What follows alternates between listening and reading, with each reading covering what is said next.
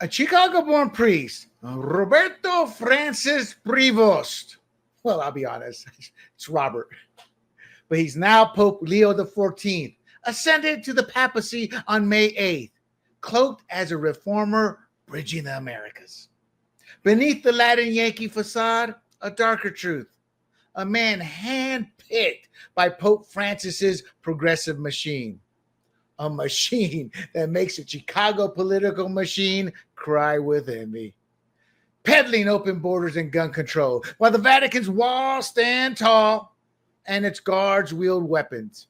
The Secret Service could learn from them. In fact, I bet you President Donald Trump would say, "What a beautiful wall."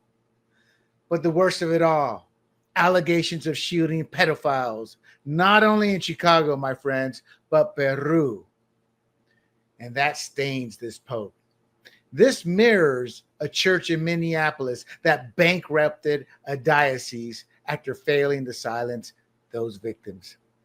How do I know this? It was someone I knew, and his life was destroyed. His pain festered decades later, shattering his life. I didn't understand why, not until many years after. So tonight, I rip away this Vatican's veil. I expose Leo XIV's hypocrisy, the Vatican's financial grift, and Leo's betrayal, proving he prioritizes the Vatican over justice and his flock.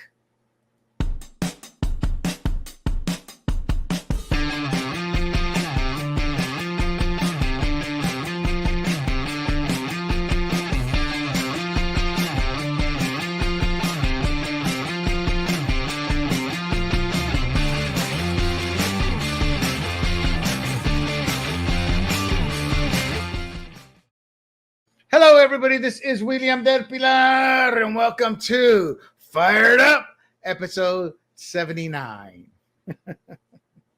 And have we got it, or rather have I got a hell of a show for you tonight. I am not a fan of the Catholic Church. I grew up Catholic, went to catechism, did everything of that nature. And I realized doing my research, my mother is actually well ahead of the game here when we got to the stage. She left the Catholic Church. She's what you would call it evangelical. She was looking for a community, not the militaristic, stringent ways of the Vatican Church. She was a woman who barely, if at all, spoke much Spanish when we got here. So she really needed more, or she had a greater need, not only in her love and passion for God, but finding a community like that. And it just wasn't within the Catholic Church. And as I'll show later on, that's happening with more and more Latinos that make up the bulk of the Catholic Church here in America. I'm not a fan of this Pope, not a fan of his immigration policies. Doesn't give a rat's tail how many girls get raped, murdered. And when I say murder, we're not talking a simple boom, gunshot, or stab. We're talking about brutally beaten. And why is that? Well, it's what I call the grift.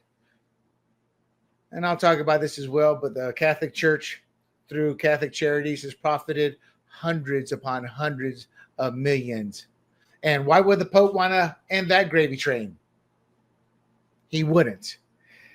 Then there's the raging pedophilia with the Catholic Church.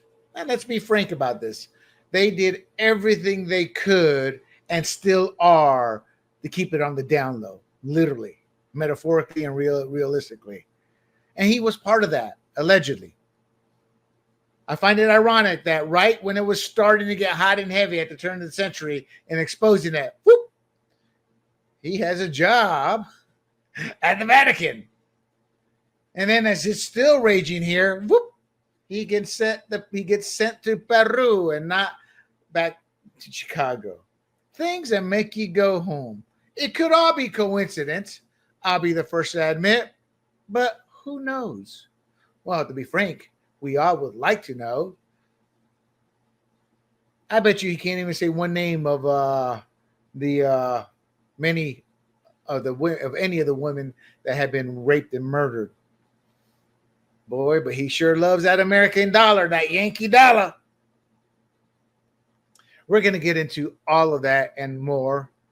including the tale of somebody I used to work with who I didn't understand years later how devastating what happened to him is. At the time when you're working with somebody, you're on deadlines, timelines, you're focused on this, you just don't pay attention to what you consider the white noise. And maybe I should have, because it was obvious he wanted somebody to talk about it as much as he brought it up. And with that, well, before we get to it, let me remind you, bookmark grumblingsmedia.com. grumblingsmedia.com. You can also find this podcast at YouTube, Rumble, Apple, Spotify, and Pandora under the handle Grumblings Media. And with that, my friends, let's get into it. So who is Robert Francis Prevost, now Pope Leo XIV?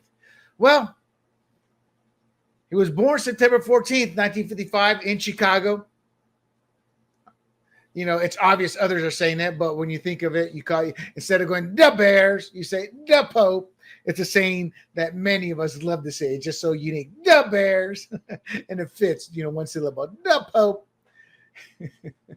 So he is actually, this is the big thing. This is what they're trying to slide through us without looking at his resume. Hey, he's the first American Pope, man. He's the first American Pope. Be happy. Be happy. But he's also Peruvian. He's American and Peruvian citizen. You know, you need those two passports in case you got to make a quick getaway. Pope. And so he was elected as a 267th pontiff, like I said earlier, on May 8th. And he succeeds the ultra-liberal Pope Francis, who right now, my belief, as a former Catholic, he's like, damn, it's pretty hot here. I have no shame in saying that. God smote him down on April 21st, 2025. Yeah, you can tell I don't care for the Catholic Church anymore. And you'll learn why here after this is said and done. So, as the first U.S.-born Pope and a member of the Augustinian order, his election marks, you know, it marks a break from the tradition of European popes.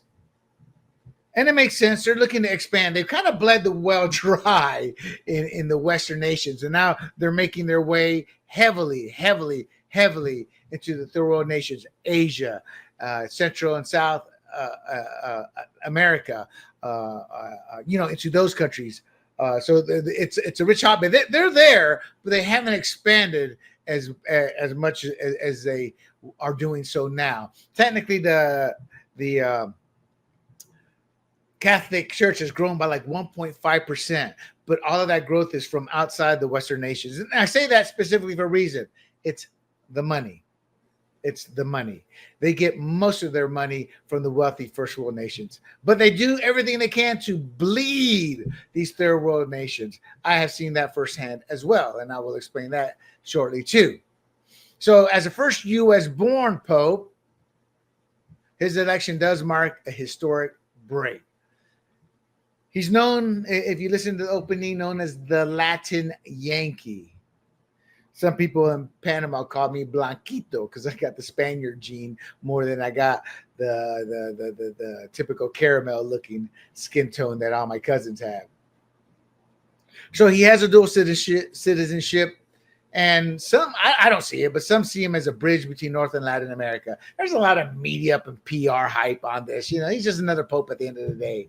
But his papal name is Leo XIV, and it honors Pope Leo the 13th from 1878 to 1903. And here's where you need to wake up, American Catholics, all you conservatives, because here's a dirty little secret. All of those loving the Pope right now tend to be uber liberals who 90% of them aren't even Catholic, aren't even churchgoers, spit on God, and they're loving that Pope. Here's the kicker. Maybe the Vatican's so out of touch, you're not going to be able to build your church in America through those people. You're not. It's just not going to happen. It's the conservatives, you know, the ones that are no longer going, less than 50% of the 20% go to Sunday Mass, which is where you get your 40 to 80% of your money for your local parishes. So I think the Vatican's so out of touch, thinking they're getting with it. Maybe those 80-year-olds think they're being more hip. So my long-winded way, what I'm doing is I'm bringing up Pope Leo, who believed in social justice, on unity and reform. And there's something called the Rerum Novarum. And Pope Leo XIII sent out a letter. That's what that is, or encyclical addressing, which is kind of a letter to the workforce, talking about workers' rights, criticizing capitalism and socialism. Socialism, I get. Capitalism, I don't. But then again, it's easy to be hypocrites when you take from everybody. You know, it's kind of funny. Jesus never took from anyone, but there's a Catholic church every week taking. Every church, every structured religion does that. Yes, I am more evangelical than structured in that sense. And Pope Leo XIII founded the modern Catholic social teaching, and that guides the church's stance on economic and social justice issues like labor dignity, which we all agree on, and the common good we all agree on, but it's how you view them. So for Pope Leo XIV, the current pope, this reflects a belief in advocating for the marginalized, promoting, get this, equitable systems. Not equality, but equitable, meaning, but then again, the Catholic Church does this every Sunday. They take. So they're okay with just taking from everybody to give to who they want to see given to. And this is based off of this pope and the last pope's support for illegal aliens who have no qualms in raping and murdering innocent Americans, as well as environmental justice. And I go back to Pope Francis because Pope Leo aligns with Pope Francis. I'll never forget this because of the hypocrisy. And people are like, oh, it's a big deal. It's not the big deal. It's what it represents. When Pope Francis said we don't need AC, the world could do without AC. As his sorry self had a palace that was AC, where he lived at, the guest house, whatever they tried to sit there saying. I'd like to see that 365 days a year to believe it. And then their museum, certain intent for all those billions in artifacts and paintings and such needing to be at certain intent. But hey, we, the little man, we're okay without AC. It represents who and what the Catholic Church is. They don't care about the people, but they love preaching to us. Now, Pope Leo was raised in a devout Catholic family in Chicago suburb. His family, it helped them decide, well, not help them, but their actions, how they live, helped them decide to enter the priesthood. He was an altar boy. That helped shape his vocation. Quote, my family's faith was the foundation of my life. So it was we'll get to that. So, and a childhood friend also said that he was always unwavering, the family was, with their church attendance. And during a 2023 Vatican News interview, he described his vocation as missionary driven. Quote, my vocation, like that of every Christian, is to be a missionary to proclaim the gospel wherever one is, unquote. So he talked good game about a commitment to service. So what was his rise to power? Well, he was ordained in 1982, studied mathematics and philosophy at Villanova, theology in Chicago, and canon law in Rome. Became fluent in 5 languages: English, Spanish, Portuguese, Italian, and French. Hey, I'm not saying he's not dumb. He's smart. Smart as a fox, and is going to get all our chickens, as in all our dollars, and try to dictate through sway of Catholics how America should be. I got news for you. Those your numbers of Catholics is going to go down if you go down that route. Worse than it already is. He did missionary work in Peru. And that was from like 85 to 98. Then from there, he had U.S. leadership role. He was elected provincial of the Augustinian province of Chicago. And that was in 1999. He oversaw the regional operations. Now, he was only there for 2 years, which is odd. Usually these type of jobs, they're there for a while. Things that make you go home. What happened right around 2001? Well, the pedophilia corruption cases started to come to light. And lo and behold, and I don't know, but you have to ask these questions. A good journalist will ask these questions. And while I was never officially, I don't have a journalism degree, as a media company, we were seen as journalists, and we kind of self-taught ourselves how to be journalists. It's not hard. You don't need to go to college to be a good journalist. You don't. You just have to have honesty, integrity, and be willing to print everything from an unbiased source. So whenever I write, I always try to present both sides. I'll present both sides here, but it's obvious I am tainted, but I will present both sides. That's why I'm giving you the full rundown of who and what he is. So from 2001 to 2013, he was at the Vatican in Rome. He ended up going back to Peru in 2014. Now, again, the pedophile cases were still going strong at that point. So why ship him back to Chicago, where he would most undoubtedly be forced to have to answer for what was happening around the country? Chicago was no different. But he was appointed by Francis as apostolic administrator in 2014 and bishop of Chiclayo in 2015. And he also served as an administrator and vice president of the Peruvian Bishops' Conference. He was on his way up. Him and the Pope got along. If they weren't strong friends, they were strong ideological allies. He was named prefect of the dicastery for bishops and president of the Pontifical Commission for Latin America in 2023. Big roles. And these are roles that gave him influence over global bishop selections, i.e., helping Pope Francis build his flock up within the conclave. People that would eventually wind up in the conclave. Very, very important role. That gave him visibility among the cardinals, and he was elevated to a cardinal in September of 2023. So just 2 years ago. His global experience, pastoral work, and Vatican insider status, all of that positioned him as an extremely strong candidate, despite the dark horse, which kind of, to me, shows that how out of touch our media and our reporters are with what's happening at the Vatican. There were a couple of people who got it right. In fact, Steve Bannon got it, was talking about this guy. I kind of found that shocking. I didn't realize Bannon was that well versed in that. And he picked the horse and got it right. So all of this experience, working tightly with Pope Francis, being indoctrinated in the social views of Pope Francis, that kind of should have told us where he was headed. You know, it's funny. None of this stuff was brought up last week.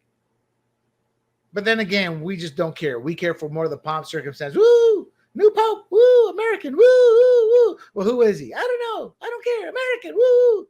Idiots. Oh, man. So, let's see. So his time in Chicago, he was in Chicago in 2000 during the global Catholic sex abuse scandals early escalation. This went on for about a dozen years.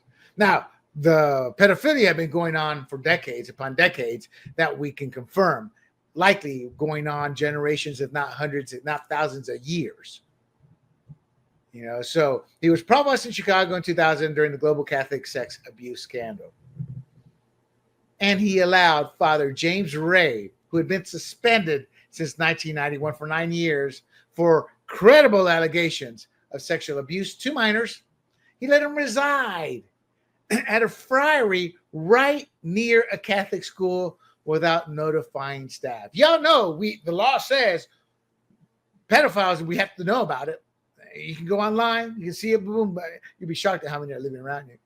So that drew significant criticism as the scandal intensified. And that comes from a Boston Globe investigation. And I want you to think about it. It intensified. There 2 years. Let's bring you on over to Rome. And he left the U.S. in 2001 as prior general of the Augustinians. And he was there for 12 years. You see what I'm saying? Went to Peru for for at least a decade. Then he's going to Rome for a decade, but was only in Chicago for a couple of years. And when the corruption or the pedophilia corruption scandal, the KY scandal, they flew him out. It was a high-profile role that he had at the Vatican. Again, General of the Augustinians. And then he moved to Peru in 2014 as, again, Bishop Chiclayo. So now they say, hey, look, this is a strategic use of his missionary experience. You know, from 85 to 98, he was in Peru. Obviously, I've been tossing innuendos, but what I'm trying to say is the timing suggests the Chicago controversy of pedophilia and his own controversy there prompted the church to relocate him to a less scrutinized region to avoid the fallout of the pedophilia scandal. Flying him out, then it's still ongoing, flying him to Peru. I have to say there's no direct evidence that confirms the Peru move was to avoid Chicago scandal's limelight. Man. So there are later allegations we're going to get into of mishandling abuse within Chiclayo. And that just all that does is further speculate about the earlier relocation, his role in knowing what was happening. If he wasn't a pedophile himself, he obviously knew what was happening, is what I believe. Am I right? I don't know. We'll never know. The church, if anything, they're pretty good at covering up secrets. So his election as Pope, May 8th, after 4 ballots in the conclave, Prevost secured the required 2/3 majority, which was at least 89 of the 133 votes. And, you know, just FYI, it was one of the largest ever group of cardinal electors. So his role, as I said, as prefect of the dicastery for bishops, that gave him prominence. You know, he met cardinals during the ad limina visits, while his global experience, his progressive stance, it appealed to all the recruits that Pope Francis was building. We're going to talk about that, how he kind of set it up to have his legacy being another progressive. Now, the reason I say progressive is they're trying to sell you on the fact he's moderate because of his stances on certain things, but he hasn't talked about same-sex marriage or homosexuality or any of that like in over a decade. So all that stuff's old news. And he's got to show decorum of some kind of semblance. My issue is the pedophilia and the immigration. Why? Because it's a grift immigration-wise, and I'll tell you why, and I'll explain why I believe that to be the case. And obviously the pedophilia speaks for itself. So he was announced as Pope Leo XIV, May 8th. He appeared on St. Peter's Basilica balcony saying, "Peace be with you." And he called for a missionary church that builds bridges. I was told under his breath, he said, "Where's the KY?" Yeah, I don't like him. His election defied expectations, they say. Do we really know? I mean, the truth of the matter, this is one of those things where we had no clue as to what to expect. So even placing odds, it's like Bannon got it right. And I still think these are more educated guesses than anything else.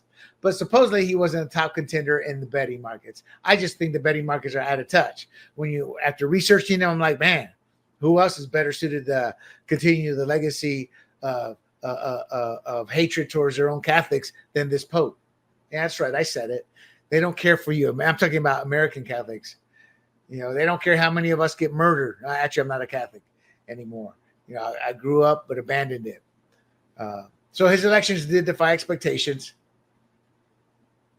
And it's politics. See, we forget. These are regular people when you get them alone. And he was able to politic, unite enough cardinals seeking continuity with Francis' social priorities. And like I said, they stacked the deck. Nothing wrong with that. When you're promoting, you promote like-minded minds. And that's what they did. And eventually that deck was filled with progressives who were going to vote for another progressive. So let's move on to the fixes in. How Francis stacked the cardinals to elect a progressive pope. So here's what you may not know. Francis appointed 108 of the 133 cardinal electors. And when I say the 108 of the 133, those are the ones eligible to vote in the 2025 conclave. So that ensured a majority aligned with his priorities. That's 108 that he appointed. Who knows out of the other 25 that were already progressive like him. He globalized the college, increasing representation from America, Africa, 18 electors, Asia, 23, and Latin America, 17. Now, these are areas that are very supportive of progressive social issues. I mean, we're all for poverty alleviation and legal migration. Therefore, taking everybody's money to say they're going to help with poverty and illegal alien invasions. And what they wanted to do is wanted to reduce European dominance. I think they tapped out the market of the first world nations. In fact, to the point numbers are diminishing. Now, I think they believe they can salvage the American market with this Pope because the American market is the cash cow of the world. But the European market, they've already got it embedded with certain tax laws. When you go to church, money is automatically taken in some of these countries. Like they get a wealth of money from Germany because of that. So what's left to tap? The African and Latin American and Asian countries. So that's a smart move on his part, strategically speaking. So this is what you call a generation shift. 108 out of 133. I guess they age out after 80. So, many of the cardinals appointed by previous popes had aged out, and it allowed Francis to appoint younger, diverse cardinals, is how it's written. But the reality is younger, progressive cardinals. Again, strategic appointments in favor of progressive successor. Let's not sugarcoat anything. So Francis elevated Prevost to cardinal. Again, that was in September 2023. He appointed him prefect of the dicastery for bishops, as I said earlier, and president of the Pontifical Commission for Latin America. Powerful roles. And it gave him, again, global influence and visibility. He presided, Prevost is, over a Francis-led reform. Got a little bit of the women vote, 3 women, to the voting block for the bishop nominations, not the conclave. On a side note, I saw a tweet and it said, not one damn woman. There's 700 million Catholics women worldwide. We don't get one vote in the conclave. I tweeted, well, you can always convert them to Islam. Oh, man. But anyway, so that kind of helps him gain support as a progressive. It showed his loyalty to Francis. Kiss the ring. Oh, man. So they were able to build a completely liberal-leaning bloc. There's a couple of other names I have here, but y'all won't know them. Yeah. Supposedly, no single faction held a majority per Newsweek. Now, do you really believe that? No. If he appointed 108 out of 133, yes, there was probably an extreme progressive bloc. So this allowed Francis's legacy to continue. And to remind you, he's a progressive. His focus is on social justice, climate change, and pastoral inclusivity, they say. And that's what Pope Leo will continue. Wow. Climate change, social justice. Oh, man. Again, everyone that supports him, 90% of them aren't even Catholics. They don't go to church. They spit on God. And look, I got to be honest. Pope Francis loved it. There was word on the street that he loved the camera. He loved the media. I say word on the street, but it was another cardinal who said that. And he didn't care for him. He said, yeah, this guy's a media hound. So he supposedly has centrist position as opposing women's ordination and ambiguity on same-sex marriage. See, all his takes have been years and years and years ago. He hasn't said anything since. So we don't know where he stands today. I could be wrong. Maybe he came out with my research. I did not find it. So why do I say the fix was in? I don't say it as good or bad, just as fact. 2 days, 4 ballots. Man, these things sometimes take forever. So he quickly built consensus. So they probably went in with maybe him and somebody else. They didn't get the 2/3 necessary. Is that what I said it was, 2/3? Let me check real quick. I am correct. 2/3. So probably happened is there were a couple candidates and he got the majority of the votes, but just not enough to really take it out. So the other guy probably didn't want to give up a couple more ballots, and finally they realized like this guy's going to win it all. Why delay the inevitable? So they say he built consensus because it was likely due to a balanced profile. No, it was because it was a progressive conclave. Oh, man. And I'm sure Francis probably had a big hand in selecting a lot of them to be in that position. Thus, they owed their loyalty to him. Now, they say that, well, the conclave is not guaranteed. No, it was as close to guarantee as you can get, regardless of what Newsweek and any other liberals state. So, let's talk about the conservative, the American conservative. Well, we view his election as a progressive win. He's not doing anything for us.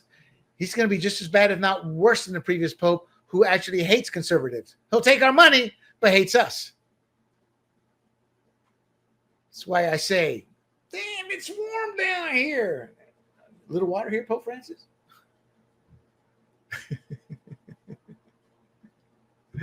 Okay. So, let's see, where was I? Again, he's not a centrist. He may sit there and say he opposes women's ordination. They all do. And I view that more as he says that to appease the other factions, as small as they are, to help get their support. Again, he is pro-illegal alien invasion and pro-climate change belief. Rapid election again. The fix was in. All right, let's move on. Let's move on to Pope Leo and open borders. Pope Leo XIV stance. So he's actively promoted open borders. He's used his X platform to advocate for welcoming illegal aliens. And I believe that came out of Politico just last week. And that highlights and epitomizes who and what he is. A supporter of murder, rape, crime. I have never heard the Vatican Church sit there and say one thing about how sorrowful they are for all the rapes and murders of these American women. Never. William, that's beneath them. No. If you're going to sit there and get yourself into American politics and you're supposed to be, and we're all God's children, it says a lot when you avoid that portion of the topic. Again, ignoring the crime and violence linked to illegal aliens. So the Catholic Church talks about every person, regardless of nationality, is made in the image of God and deserves respect and care. I get it. My family falls under that. This aligns with what's called Gaudium et Spes. Gaudium et Spes. And that emphasizes human dignity. Now, the Catholic World Report quotes the Christian argument for open borders. Quote, welcome the stranger, from Matthew 25:35. And it's a core tenet of the faith. So what they try to tell us is that migration is a humanitarian issue.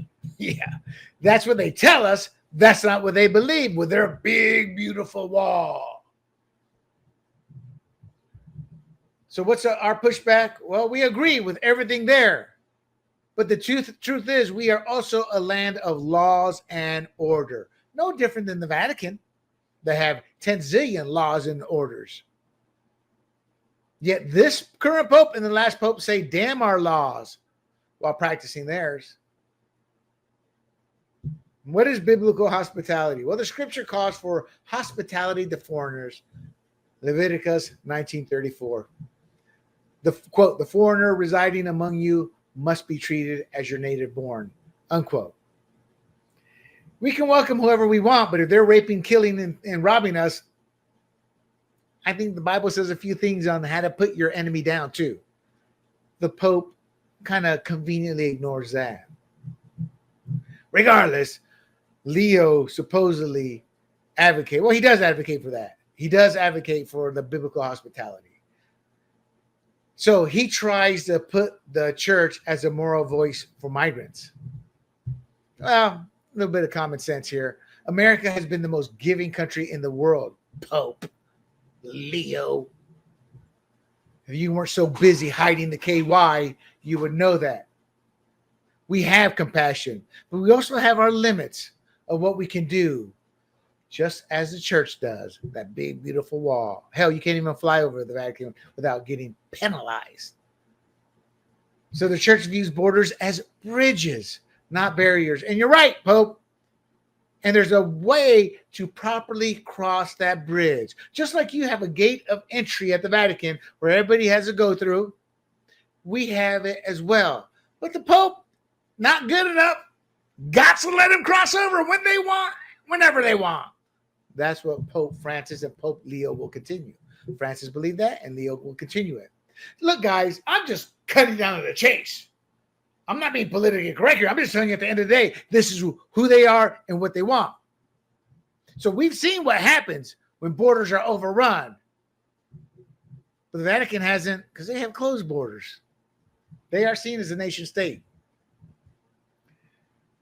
For those of you not aware, well, let me remind you of Panama. Noriega hid out in the Catholic Church for, I don't know, it was weeks or days. But the Vatican has defended asylum seekers. You know, that's going to end one day. One day that's going to happen in that bad country, and they're just going to storm it and kill them all. It's just a matter of time. Because when you keep giving, and not demanding reciprocity in terms of changing to be a better person, things will just get worse. And that's where we're at right now. And the church is leading that. So the European conservative, this past January, Pope Francis opened borders, but not in the Vatican. Things that make you go, They highlighted this.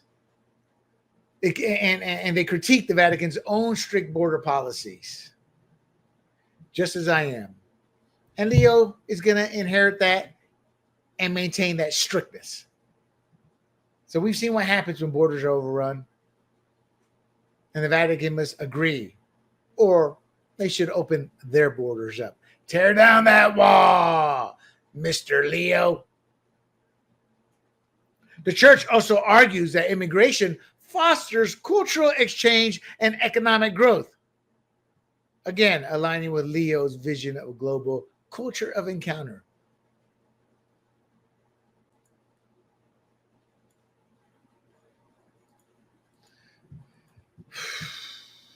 We do agree with that, as long as it's legal immigration. The church doesn't, though. They're open borders, baby. So let's dig a little deeper here and talk about what the church doesn't like us to talk about. It's what I call the unknown grift. So let's expose that. The Catholic Church in a crisis, a financial comeback through immigration, and a Pope's clash with Trump.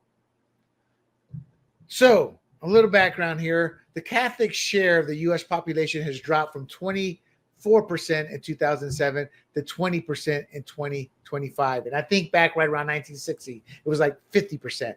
So what I'm saying is back in the 60s and earlier, 50%, if I'm correct, Americans identified as Catholic. 2007, 24%, 2025, 20%. It's diminishing. And that comes to us per Pew Research Center's Religious Landscape Studies, showing the steady decline over 2 decades. And many have left for evangelical denominations, or they have become religiously unaffiliated. And that has impacted, guess what? The church's coffers, their influence, and financial base. Financial base, the coffers. So evangelicals, so we're Christians. So the term has Protestant roots, but what an evangelical is, it's literally every group that calls themselves Christian. Methodist, Baptist, or non-denominational churches, and they're blowing up in size. And that means it's a focus more on a personal relationship with Jesus. You don't have to go through the church, the priest. See, the Catholic Church tries to portray themselves as we are the gateway to God. I mean, they say that the Pope has been ordained by God. Really? You mean that includes the popes that fornicated? I think there was a Pope who died while fornicating. I don't think God would get it wrong. So I don't buy into that. But that's what they want you to believe. So evangelicals, we believe in a more personal relationship with Jesus, the Bible's authority, and we believe in sharing our faith with one another, not the Catholic Church runs everything. And this is done through typically a lively community-driven worship. And that differs from the traditional Catholic Mass. And I think that's one reason why why we left. Once we moved to the States, we left the Catholic Church. I stopped the catechism. We just abandoned the Catholic Church. And I think she did not feel a sense of community. But she always felt it in the pocketbook when they were asking for that money. Money.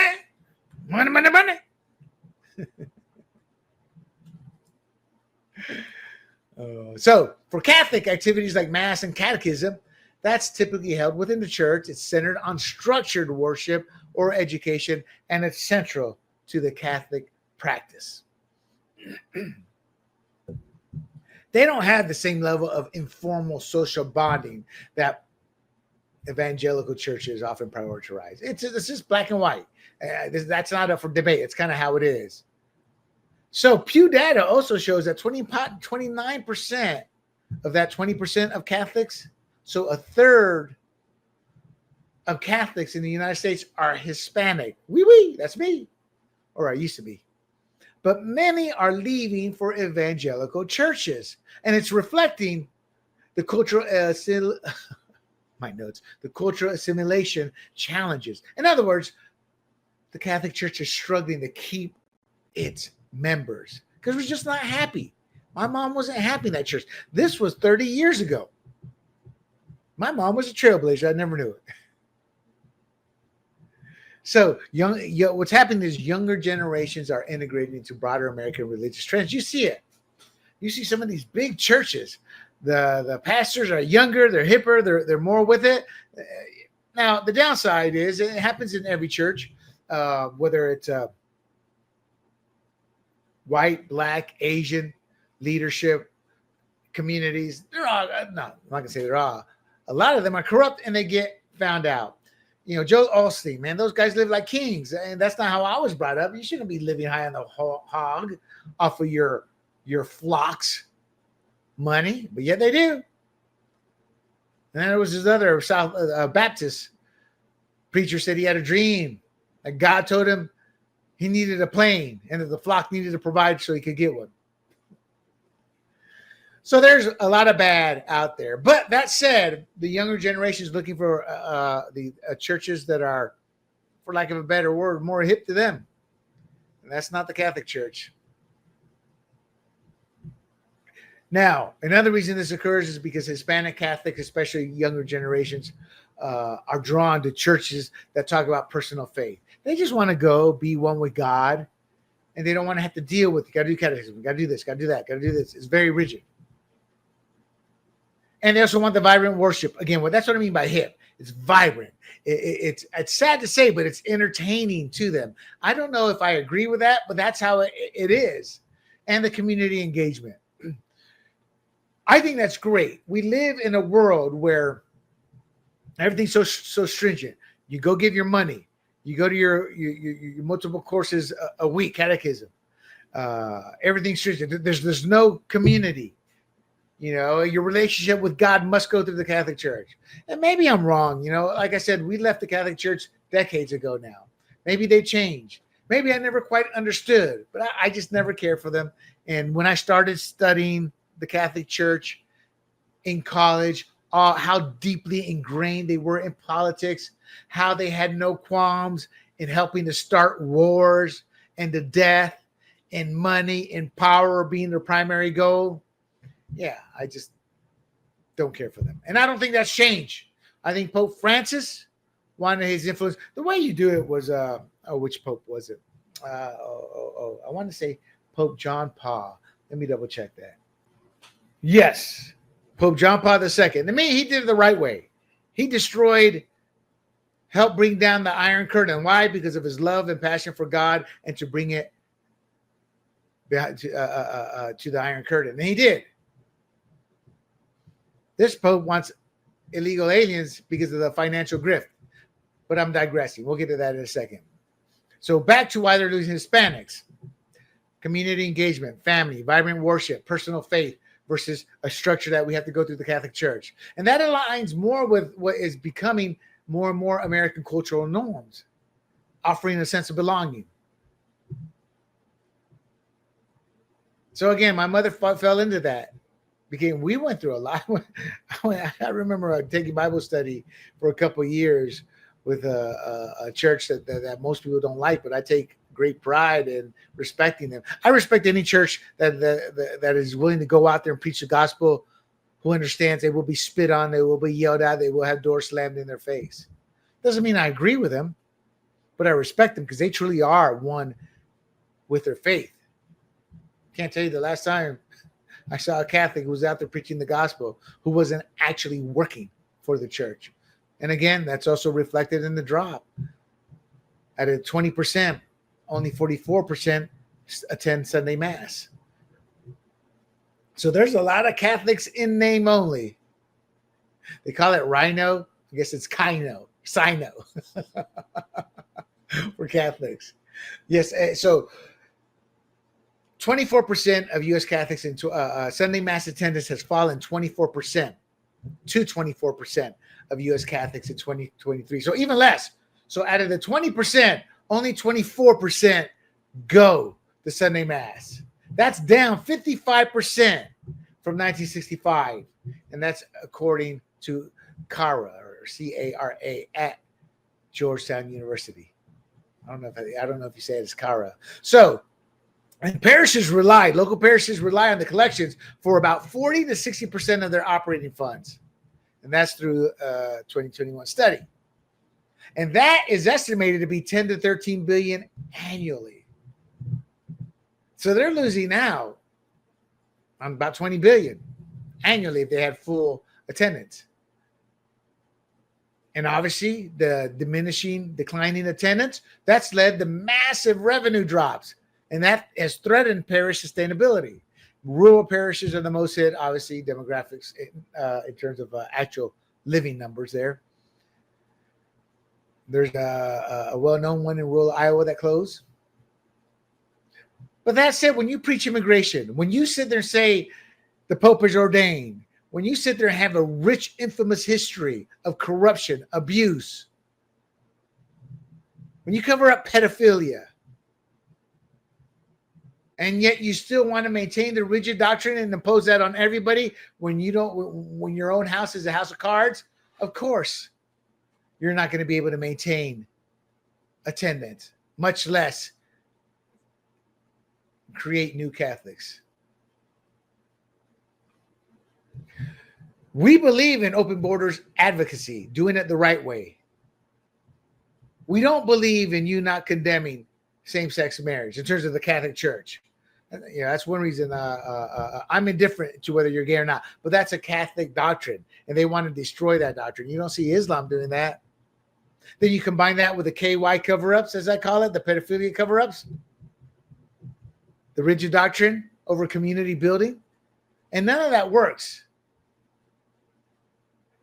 They're alienating traditional Catholics. So the Catholics you really want, the Catholics that are willing to give not only their volunteer time, but give financially, those are the ones you're driving off. And this Pope loved the applause, the media he got from all the non-Catholics. Ooh, good Pope, good Pope. Again, driving attendance drop from 55% in 1965 to 24% in 2023, over 25% drop there. 31% drop. Wow, that's a lot. The pedophilia scandal cost, the church has paid $3.8 billion in settlements for clergy sexual abuse through 2022. And that is per bishopaccountability.org. And that includes a $660 million payout by the Archdiocese of Los Angeles in 2007. Who knows about Chicago? The guy that should have been held accountable was flown out in 2001. Other examples include the Diocese of Boston paying $157 million in 2003. Again, can't hold Chicago accountable when the main dudes in Rome flown out after only 2 years. The Archdiocese of Portland settled for $130 million in 2007. Again, can't hold Chicago accountable when the main guy hiding it is flown out to work in Rome. But you can tell the scale of financial damage that resulted because of corruption and pedophilia. About 33 U.S. dioceses have filed for bankruptcy because of these abuse claims. That comes from the National Catholic Reporter in 2023. Obviously, the scandal has eroded trust and it's driving away parishioners. Everyone should be furious at the Vatican. They've been aware of the pedophilia. Well, they've been aware of it since day one. In my notes of my research says since 2002, but no, bull. Since day one. I'd say most definitely years earlier. How are you transferring people around with the Vatican? What's all this movement? It's costing us money. So they've known about this for generations. And the Vatican, aware of the pedophilias, has neither turned in nor prosecuted anyone that would be deemed a senior official for the cover-ups, protecting figures like Cardinal law while victims suffer. A betrayal of justice, obviously eroding the church's moral credibility. So, who is Cardinal Law, you ask? Bernard Law, 1931 to 2017. He was an American Catholic cardinal, Archbishop of Boston. He was in Boston from 1984 to 2002. And he covered up a priest sexual abuse in Boston, and it was exposed by the Boston Globe in 2002. He stepped down in 2002, moved to Rome, held a Vatican post until 2011. That's what I'm talking about, people. You see what I'm talking about? I mean, that validates all of my speculation as needing to be investigated by news media organizations about Pope Leo. Was he flown to Rome because he helped cover up, which I think he did. And now he's Pope. How disgusting can you get? That epitomizes in my heart who Pope Leo is and what he represents. The corruption of the Vatican Church. It has gone on, if not over 1,000 years. I'm trying to think. How long has the Catholic Church been around? Yeah, 1st century AD. So it's a long while. My point being is they've been corrupt. The Inquisition, I forget what it's called. I have that in my notes. Let me find that out real quick. Certificates of indulgences, payments or donations tied to the church's claim of granting remission of temporal punishment for sins. Man, all these things, it was exploit the poor and those who were deeply fundamentalist. And that helped spark the Protestant Reformation, especially through Martin Luther's 95 Thesis in 1517. That is what Pope Leo represents. Again, I have to repeat this, my friends. If you're Catholic, you should be furious at the selection of Pope Leo. The Vatican was aware of the pedophilia. Now I see why the Boston Globe wrote they were aware of it since 2002. Why? Well, because of Cardinal law. While victims suffered. This man was living large in Rome, in the Vatican.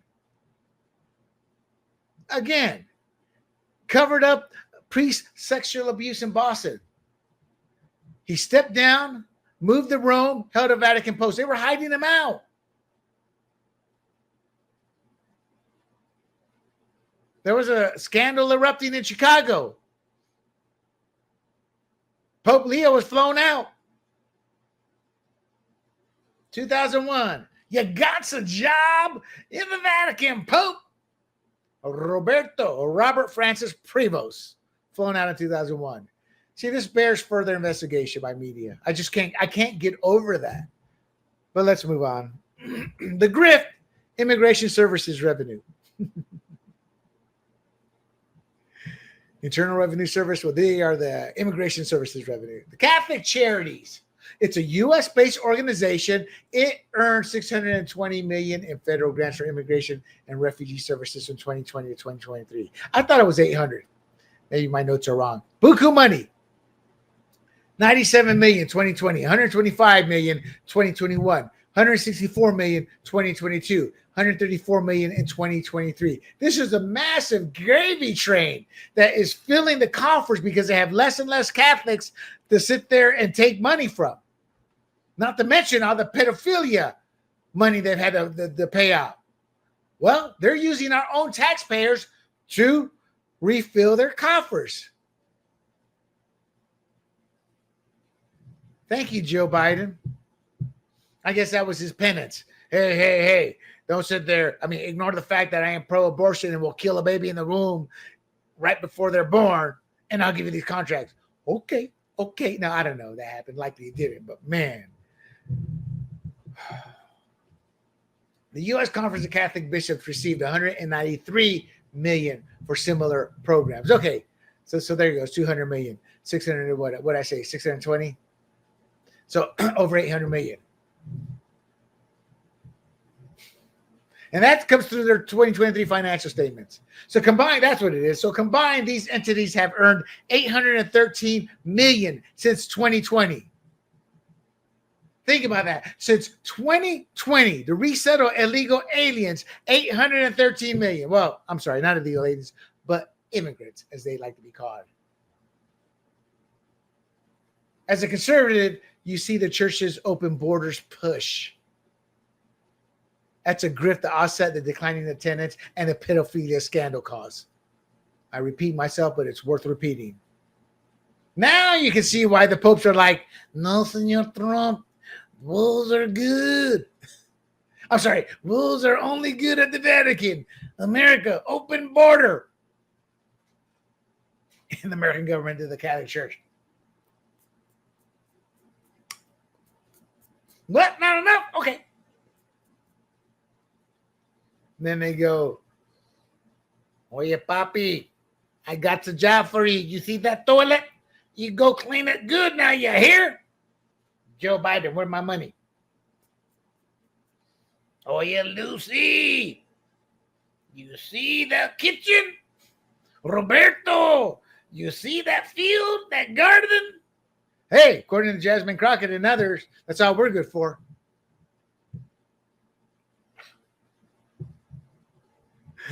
Oh, man.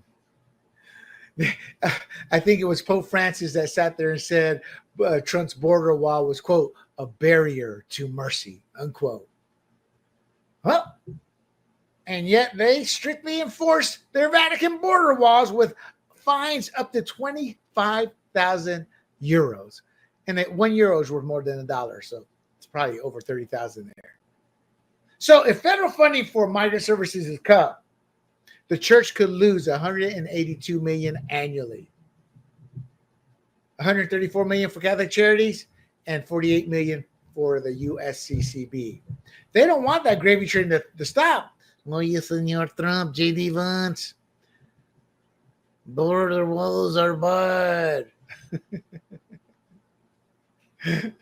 So Trump poses a significant risk to that revenue stream, and it potentially destabilizes the church's finances further. They're desperate. I mean, those golden toilets over there, all those beautiful artwork in the basement, they got to keep all that nice and heated and nice and shiny. Yes, as a former Catholic, and what I've learned, I'm not a fan of the Catholic Church, as you can tell. So Pope Leo, as Cardinal Robert Francis Prevost, he criticized Trump's border wall as contrary to mercy as well in a 2023 sermon. I think that is correct. Yes. Oh, yeah, that's what it is. And he also shared a 2025 post that's going viral. And it quotes a National Catholic Reporter article. Quote, Jesus doesn't ask us to rank our love for others, unquote. Yet the church does. Buy the certificate of indulgence, my friends, and you too can get to heaven much quicker. Don't you dare talk about us, you hypocrite. I mean, if they could get away with a certificate of indulgence, they would. And other churches that sat there and done that whole slimy shtick, they prey on the elders. You know, a little bit of money here, God will look at that with mercy. I mean, that's the lines they use.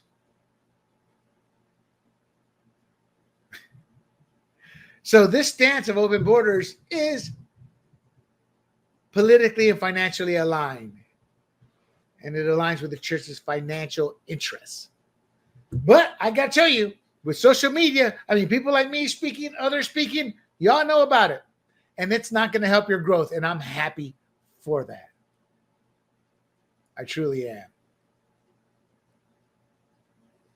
Oops, looking at my notes here. Okay, the Vatican Wall. Let's talk about the Vatican Wall. It was built in the 9th century and reinforced over time. Reinforced over time. It's quite the stark contradiction to Leo's open borders rhetoric. There are fines of 10 to 25,000 euros and prison sentences of 1 to 4 years for unauthorized entry. Woo, that's a strict border, baby. That's a big, beautiful wall. Again, and this comes from the European Conservatory from January. A new Vatican decree that came out, fines of 10 to 25,000 euros and prison sentences of 1 to 4 years for unauthorized entry. Again, woo, strict border control there. If the wall is symbolic, as his defenders argue, then it's even worse, because tearing it down would demonstrate true belief in open borders. But the Vatican won't do that. They refuse to. And it shows their hypocrisy, as Reagan said. Tear down that wall, Mr. Leo. Oh, man. Where's your compassion for the murder victims, Leo? Francis and Leo's stance ignores the real dangers of unchecked immigration. And that is violent, criminal, illegal aliens. So I'm going to tell you about just a few. I mean, I saw hundreds, but I'm just going to tell you about a few of the worst incidents. And you're going to get shocked. Obviously, we all know about Laken Riley, 22-year-old young, beautiful girl, nursing student, raped and murdered. I think he bashed her in the head over and over with a stone. That was in February of last year in Athens, Georgia, by Jose Antonio Ibarra, an illegal alien from Venezuela, who was let out of jail in New York and sent down to Georgia.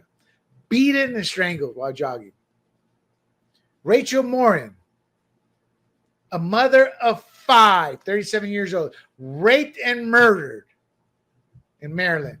But Abrego Garcia, we got to bring him back. He's a good Maryland man. You don't even know who Rachel Morin is. Murdered by Victor Antonio Martinez Hernandez. Us Latinos, we love our last names. An illegal immigrant from El Salvador, beaten and dragged into the woods.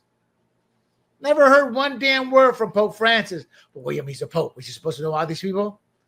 Yeah, if he's going to get into American politics, talk about open borders, you better have a damn comment when it all goes south, which what you're proposing or pushing and you're a proponent of go south. Yeah, a few words of condolence to your Catholic flock out here that you beg for money that you're getting a rich old contract over.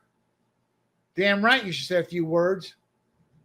Then there's Elizabeth Medina, 16-year-old cheerleader. Let me repeat, 16-year-old cheerleader. Killed in December 2023 in Texas by Rafael Govea Romero, an illegal alien from Mexico.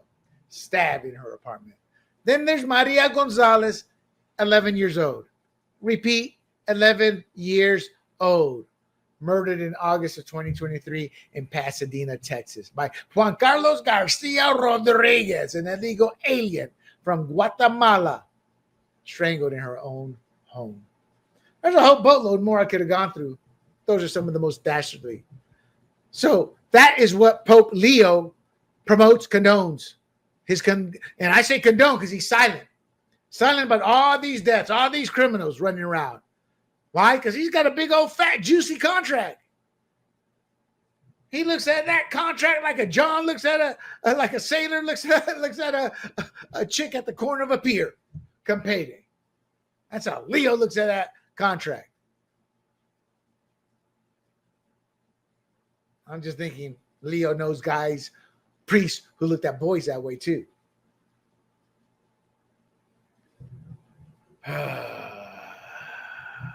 So he cloaks this in compassion. And one thing you got to ask yourself, are they so much pushing this and they don't talk about the pedophilia? It's kind of like a distraction. Let's push for open borders. Got a fat contract. It's what the mainstream media loves. So we're going with them. We are being befriended by the mainstream media, who isn't even church going, doesn't even believe in God, spits on God. But let's go that route because it hides the pedophilia we so desperately want everybody to forget, which we won't, Leo. Leo's using and Francis is using progressive policies to polish the Vatican's image while victims suffer in silence.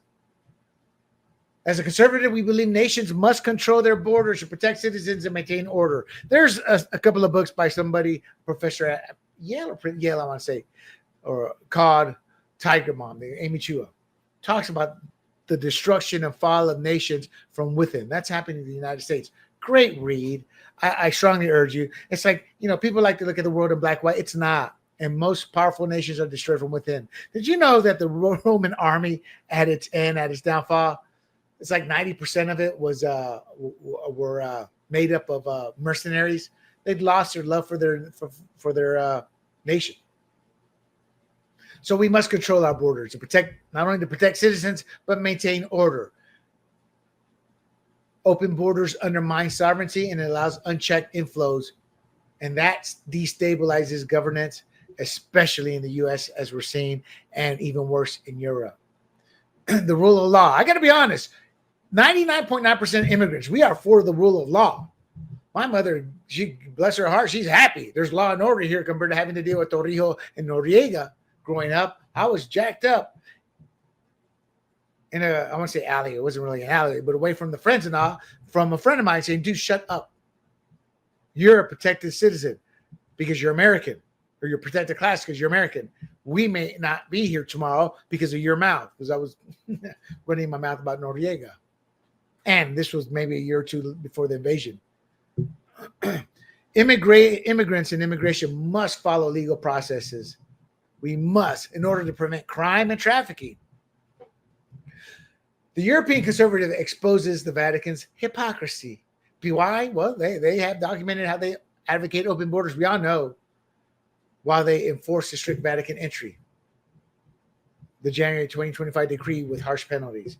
I keep repeating this because we have to understand the hypocrisy of the Vatican. It's a double standard and it pisses me the hell off. Unregulated migration, well, it also strains welfare systems. Look at Springfield, Massachusetts, become a joke, but the Haitian community overran it. The economy spiraled out of control. No jobs for the working class. They were undercutting and being paid under the table by companies who are, see, this is why corporations and the Chamber of Commerces are not conservative. People seem to think they are. They're as uber liberal as you come. Why do they get under the table labor, illegal labor? They love it. They're not our friends. It destroys our social service systems, destroys our healthcare. And that is what Leo is pushing and promoting, harm to our local economies by overwhelming resources. No, William, it's just mercy. Well, Leo speaks 5 languages, has a degree at Villanova. I guess Villanova must be the college of dumbasses because he should know this, and he does. He just doesn't care. Why? Because it's a big old fat old contract that earns over $800 million every 4 years. Having a national identity is important to the survival of any nation. When you lose that and you have various factions, your nation will fall. It's just a matter of time. National identity and traditions. And you know who tells you that? Immigrants. They want to be American. They want to learn English. They want a job. They want to get educated. Instead, what do they tell us? Democrats. Oh, yeah, Jose, I am fighting for you to earn $30 a year flipping burgers. What? You don't need education, Jose. I just took care of you. You're going to flip burgers for the rest of your life. We need dumb Latinos like you, Jose. That's what they're promoting. So those following lawful pathways are also undermined. The people who want to come in here properly, illegal aliens, they step in front of them. You know, one thing about it, the All In podcast, I love it. Great podcast. The host, the guy with the glasses, I remember he was on Megyn Kelly. And Megyn Kelly was asking, do you know these names? Oh, you're trying to belittle me. Yes, because you should know those names. I know those names, and I know the names of the bad guys. I know actors and how it works on both sides. You only care about winning with your ideology. No, you don't care. That's the problem. Until it's your kid that gets murdered, you don't care. What's this guy's name? Jason Calcanis. Now, he seems like a nice guy. I'm sure I could have a beer with him, get along, but we completely disagree. I, who come from, technically my parents aren't immigrants. My dad is Puerto Rican, came here freely, and my mom came through my dad, though she had to gain her citizenship. But I'm sure if it happened to Jason's kids, he's singing a different tune. I'd love to hear him say, no. I will believe in due process for the murder of my daughter or son. That's the typical human nature, the belief in human nature. You don't care till it happens to you. No, she wasn't trying to belittle you. She was trying to point out you only see it one way. You refuse to see it another way. So the reason I brought that up is everything I'm talking about is not because we don't have compassion. It's because things have to be done a certain way, a right way. That's fair to everybody. And if you don't, and see, the moment you come here illegally, and I don't care what these morons say, it's not a crime. It's a freaking crime. The moment you cross over illegally, you have broken the law. And to me, any judge, did you come here illegally? Yes, sir. You broke the law. You got to go back. End of story. But we got activist judges. Their day will come, I'm sure, if we can win the House and the Senate. And I think we have a good chance, because if the economy plays out as I think it will, it could set us up for the midterms. They got to get some deals done. So those who are trying to come in proper order, they're undermined by illegals. And Leo's okay with that. White got a big fat contract. We have compassion, but we have limits on that compassion in terms of being pragmatic, understanding how the real world works. We value human dignity, but we believe unchecked immigration will destroy a nation and destroy it from within. Leo's belief, he ignores real world consequences unless it's at the Vatican, and it makes me loathe him. There's even more hypocrisy. The Catholic News Agency in 2025, quote, Vatican cracks down on illegal entry into its territory. The Vatican also bans unauthorized overflights with penalties up to 25,000 euros and 3 years in prison. Boy, talk about underscoring strict control over their own borders while preaching openness elsewhere. What a freaking hypocrite Leo and the Vatican is, and Francis was. Let's talk gun control.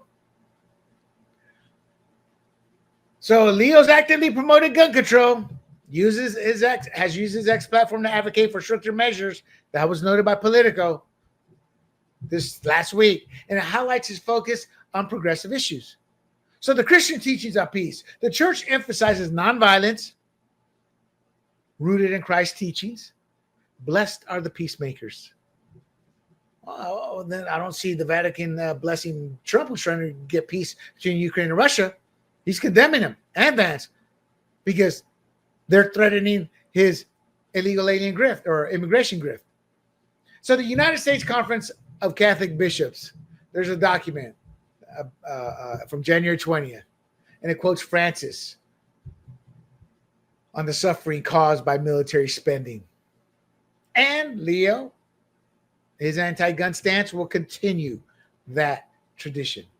Look, I'm not into this military spending as it's done only because we're overpaying.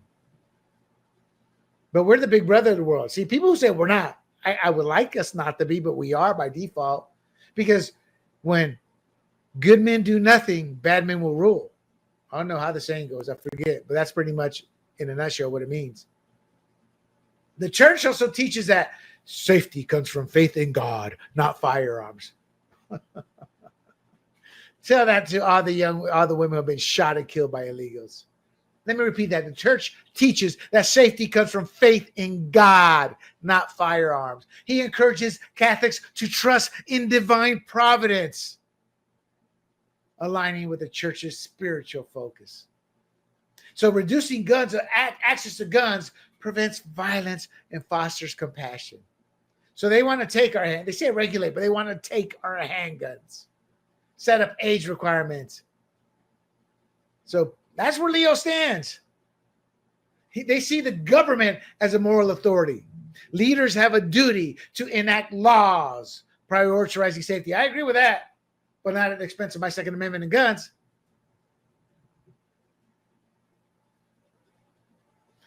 Think about that. Leo sees government as moral actors, but then again, they are a nation state, the Vatican. Again, his implication, they say reduce, but it's really to take our guns. Leo supports a world with fewer weapons.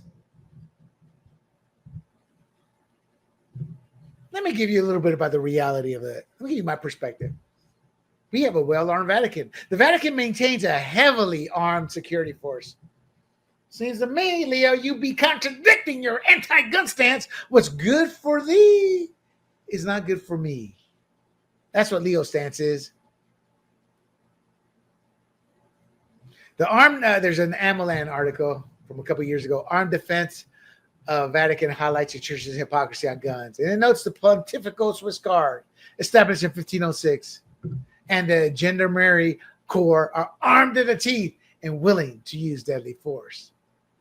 Then let's talk about the Pope Mobile. How many of y'all can sit there and afford to get a luxury car that keeps you protected from bullets? Well, William, he's an important person. Doesn't God view us all equally as his flock? Yes, he does.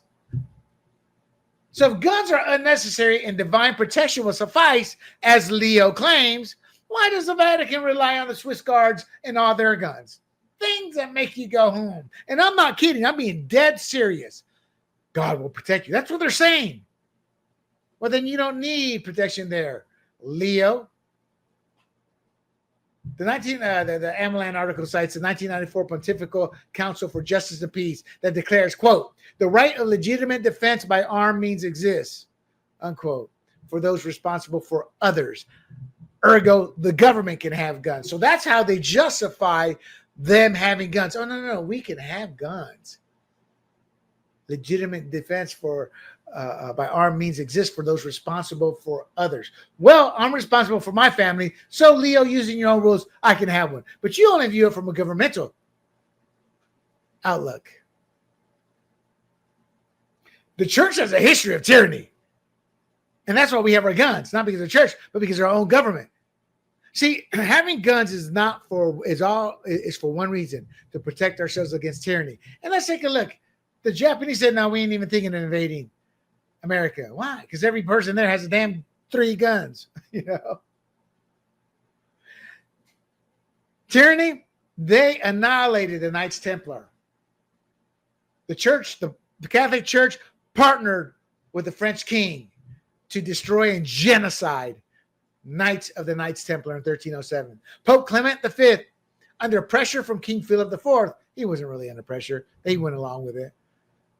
Under pressure from King Philip IV of France, because he owed, in today's terms, would be hundreds of billions of dollars to the Knights Templar. He ordered the rest out of envy and fear because they were growing in power and popularity. And the Pope Clement saw that too. Can't have anybody more popular than me. And the fact that the Knights Templar had created one of the most efficient banking systems ever, one of the first globally. They killed them all.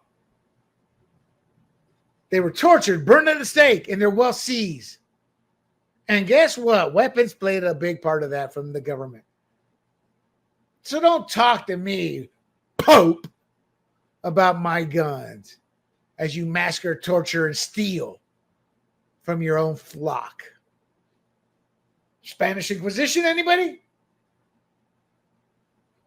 Catholic Church or Catholic monarchs supported by the church, they targeted Jews, Muslim, and heretics. Tens of thousands of deaths. Over 32,000 executions occurred, often through torture and burning at the stake, with the church's approval. Pope Sixtus IV, 1483 bull. The masses were disarmed, unable to afford weapons, powerless to resist. Don't take my guns, people, because this current government, they're no different than what the church was back then. So Leo's anti-gun stance, boy, it ignores history, doesn't it? Why? He's probably a big fan. Man, I'm in the mood for no movie. We got any no movies on the Inquisition? Looking for a good time. More hypocrisy. There was a 2023 incident where a car rushed the Vatican gate and Swiss guards apprehended the driver. And they were able to do that easily because they were armed. So, and I'm okay with that. But it's just the hypocrisy of Leo. We need a gun-free world, except for my Swiss army.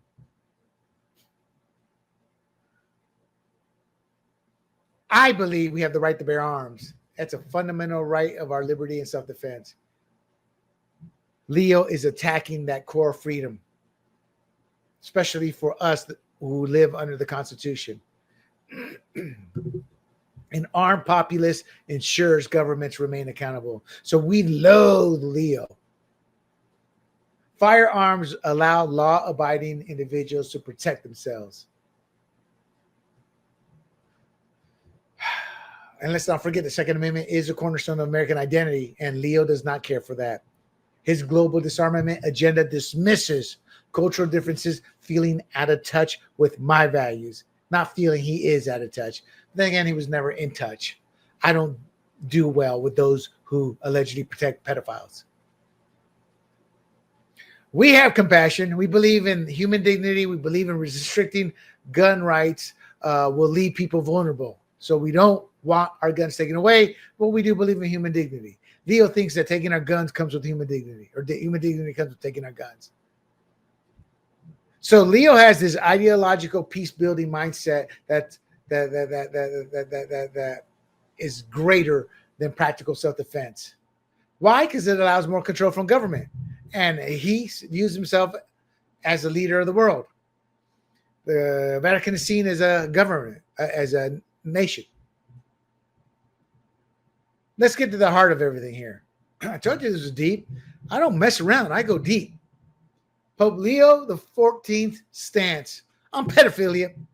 So there is no direct evidence of Pope Leo XIV's actions or statements on pedophilia within the church. Well, when you sit there and fly somebody out in 2001, when all this corruption scandals being exposed as they did Cardinal Law and hide him out in the Vatican, things that make you go home. And part of the reason I say there's no direct evidence as Pope Leo. We're going to talk about Robert Francis Prevost, though. But as Pope, he is yet to speak on the atrocities done by the Catholic priests and covered up by bishops, cardinals, and the Vatican. His defense, he's only been Pope a few days, but he inherits Francis's incomplete reforms. Francis, I'm taking care of that. Cardinal Law, stay in the background there.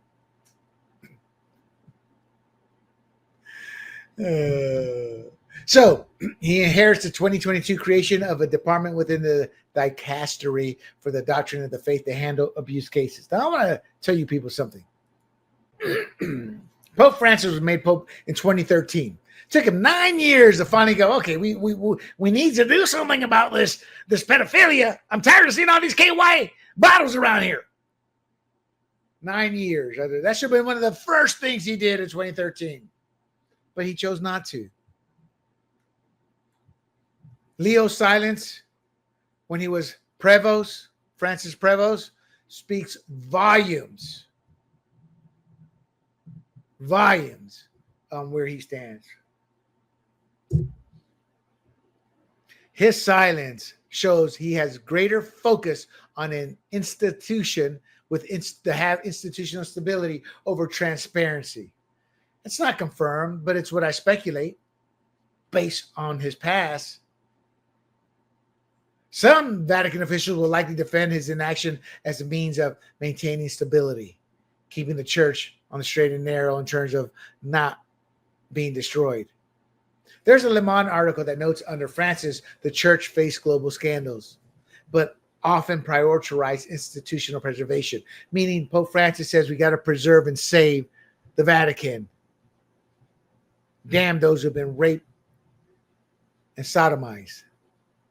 And I don't see Leo changing that. I see Leo continuing that approach. The church emphasizes mercy, teaching that past mistakes can be forgiven with repentance. You hid out Cardinal Law after he was exposed for hiding pedophilia, not being held to account. That's not redemption and forgiveness. That's sin. Now, his supporters will lie. Well, William, he's focusing on spiritual healing. Oh, that's the yoga people. Spiritual healing.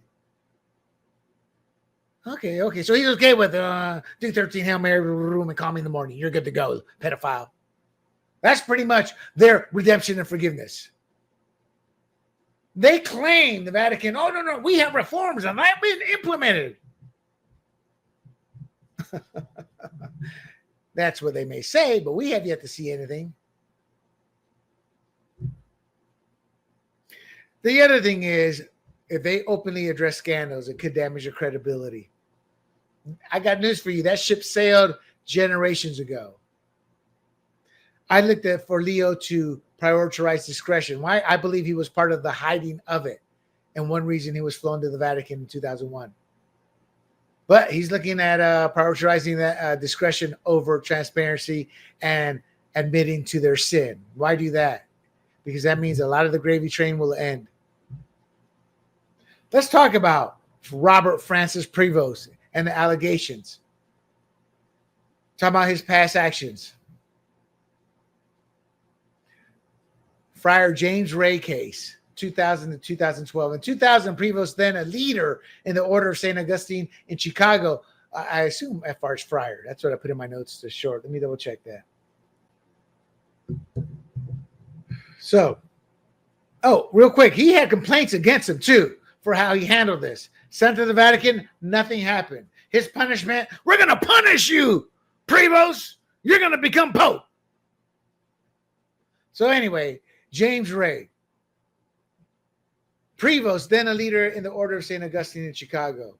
He allowed James Ray, accused of sexually abusing minors, to live in an Augustinian rectory.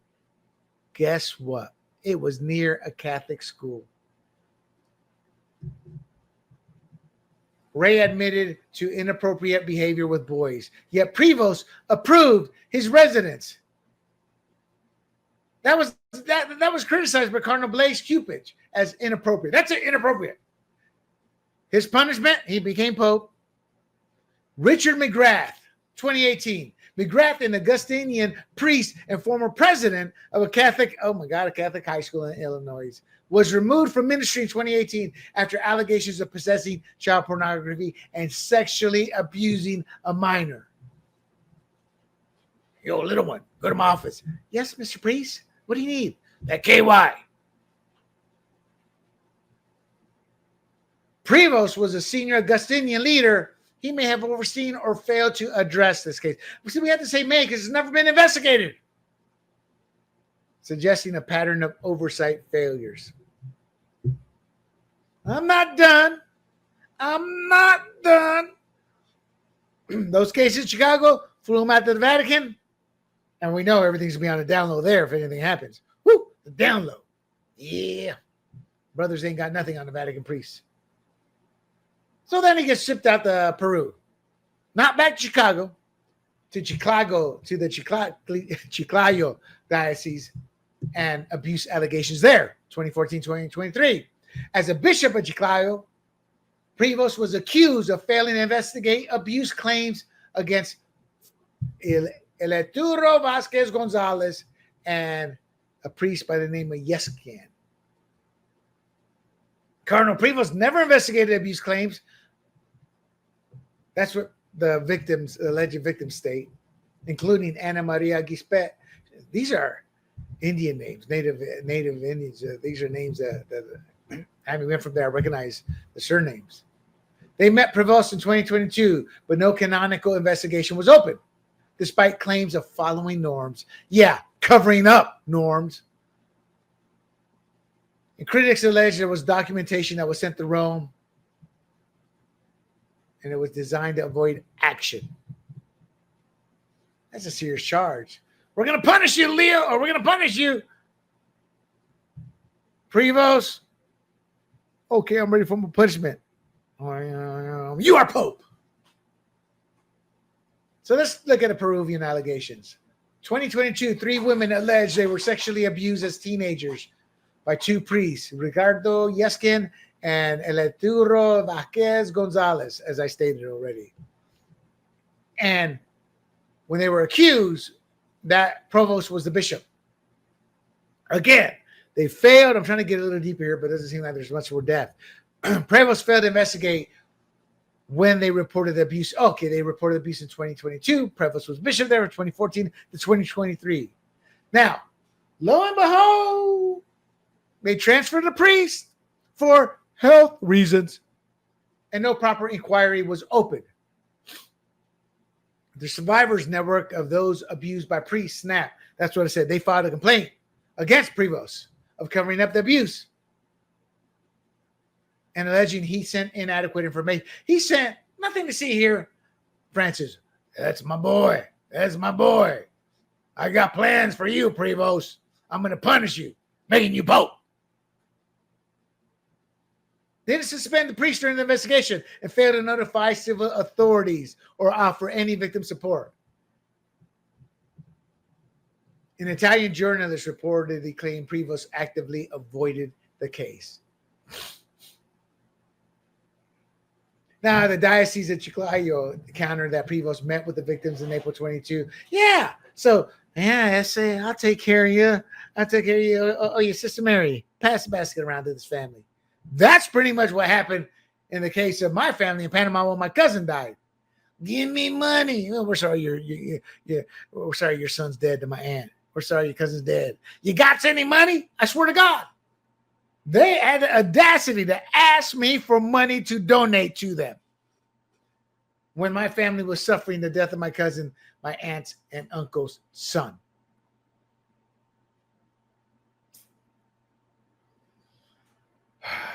Now, the diocese, again, they countered that they met with the victims. They say they suspended the priest and they conducted a local investigation and forwarded it to the Vatican's dicastery for the doctrine of the faith. See, that's what they say they did. We have no proof they actually did. A local prosecutor closed the civil case for insufficient evidence. They didn't investigate. The church did. Of course, it was insufficient. Now, there was a social media post I came across that said the allegations were fabricated by the group because Francis dissolved a group that was affiliated, a group tied to the Sodalitium, and that's a conservative movement that investigates abuse scandals, and it was aiming to discredit Prevost due to his alignment with Francis. And they're saying it was a conspiracy theory. And they say it was part of a campaign against Prevost. I don't know, people. 2001, knowingly putting a priest who admits to molesting a boy right next to a Catholic school? No. There's no evidence to support that. There's no evidence supports the claims that the victims were paid to be quiet. And the Vatican has denied wrongdoing, and the lack of an official response from the diocese or Vatican remains a point of contention. So despite the claim of the 2022 investigation, there is no canonical action that was taken against the accused priests, and the civil case's 2023 closure for insufficient evidence suggests Prevost's minimal cooperation with authorities, and that undermines the Vatican's defense, meaning they did not help work with authorities to investigate. So everything's saying, not enough evidence here for anything out. It's kind of like when Nancy Pelosi says they'll make a phone call to the media, tell them this, this, and this. The media reports in the papers, on social media, on their websites, well, we're hearing this, this, and this. Then Nancy Pelosi will come back and say, see, it is legit. It's reported in the paper. That's what the Vatican's doing here. Same thing. The alleged far-right campaign lacks any evidence beyond somebody stating that. And Prevost documented in action in Chicago supports a pattern of cover-ups, not a conspiracy. Some other examples of the church's cover-up of pedophilia. John Gogan, a Boston Globe article, January 6, 2002. Church allowed abuse by priests for years, reveals Guggen molested over 130 children from the 60s to the 90s. 60s to the 90s. Church officials, including Cardinal Bernard Law, moved them across parishes despite knowing what he was doing. And that led to his 2002 conviction, and I guess he was murdered in prison. Let me double check that. No, I'm saying Cardinal Law, not Cardinal Law, but Guggen, John Guggen. He was murdered in prison. In my notes that I found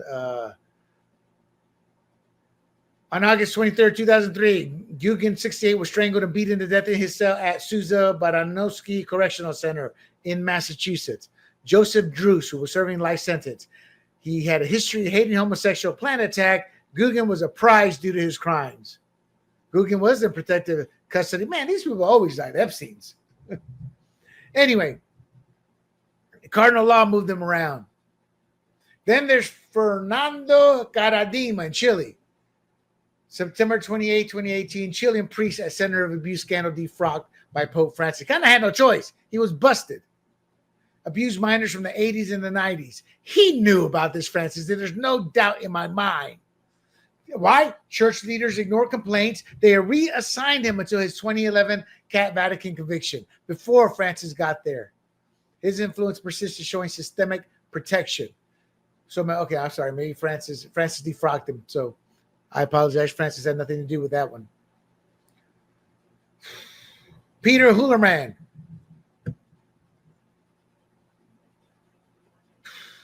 He abused boys in the 70s.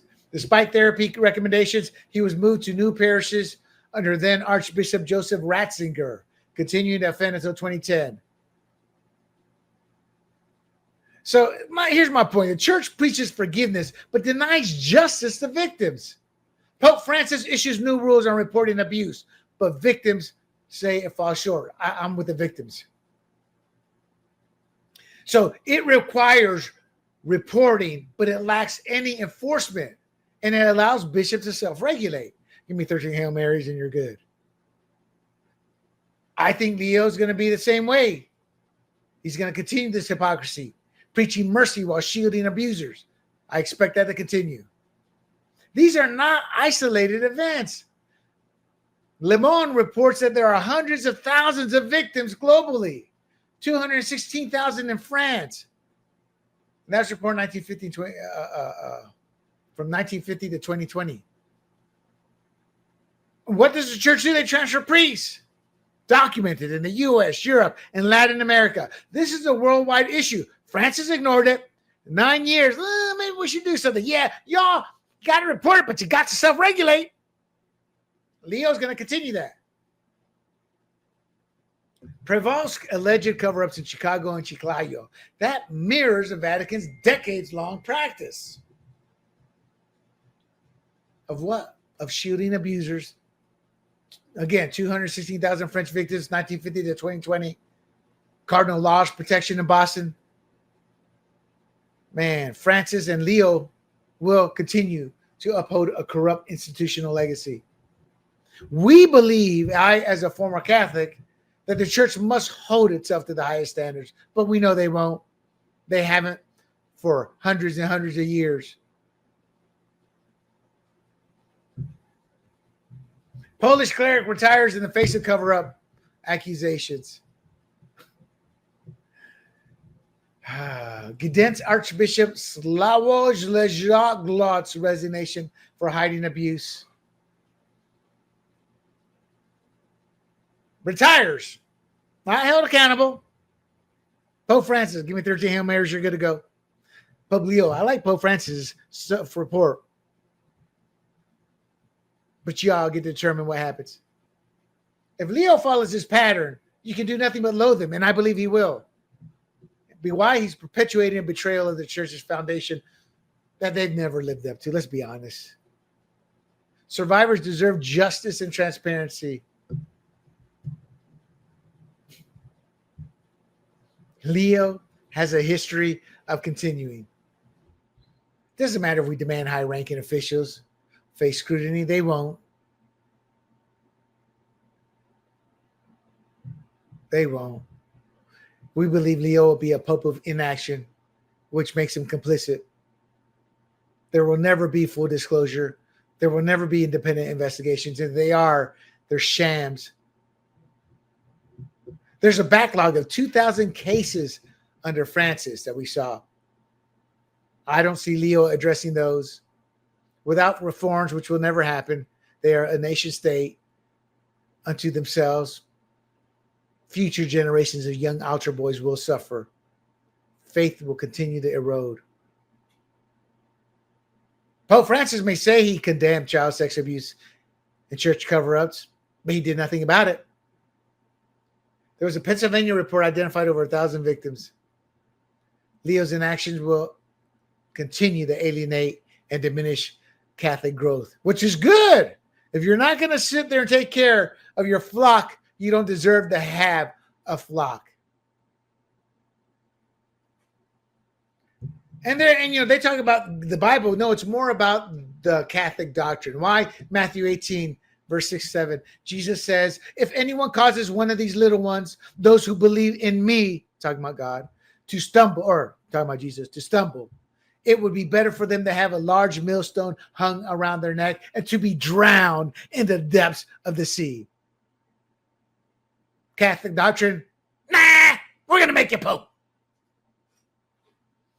So Matthew 18, 6, 7 implies severe divine judgment for harming children. Prime example, to protect the vulnerable. Psalm 82, 3, 4. God judges those who fail to defend the weak and the fatherless, or rescue the weak and the needy, implying punishment for neglect or harm. There are no more needy and weak than young altar boys.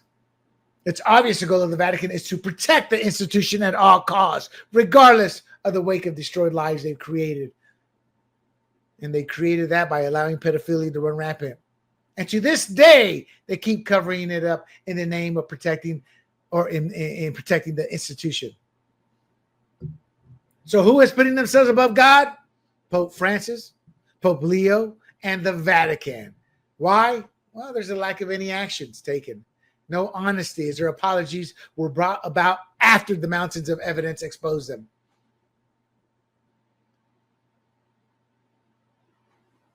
Let me tell you about Bob Rich.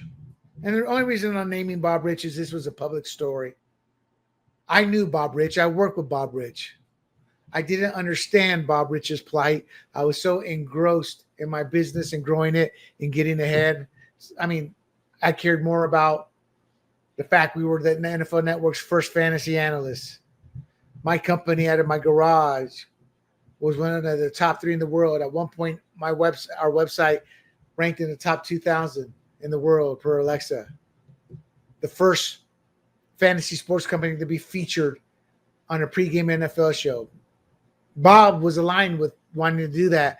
But as I got to know Bob during a second tour, when we were creating a pilot together, he just kept going back to his abuse. And I was so focused, I didn't ignore it. I felt his plight. I felt his pain. And I just didn't care enough to listen like I should have. And for that, I apologize, Bob. He's a Minnesota survivor. He was abused by Reverend Robert Michael Thurner from age 12 for years in Hopkins, Minnesota during the 70s. Despite reporting the abuse, Thurner was reassigned to a different parish, and he allegedly abused again. Bob Rich settled in 1992 for $850,000 with the Archdiocese of St. Paul and Minneapolis, but it brought no closure. He was messed up in the head. It messed him up so bad, and that's why I look back at it and I'm like, God, I just did not understand what he was going through. Money doesn't fix you. Bob ended up with a cocaine habit, and trauma blew through the money.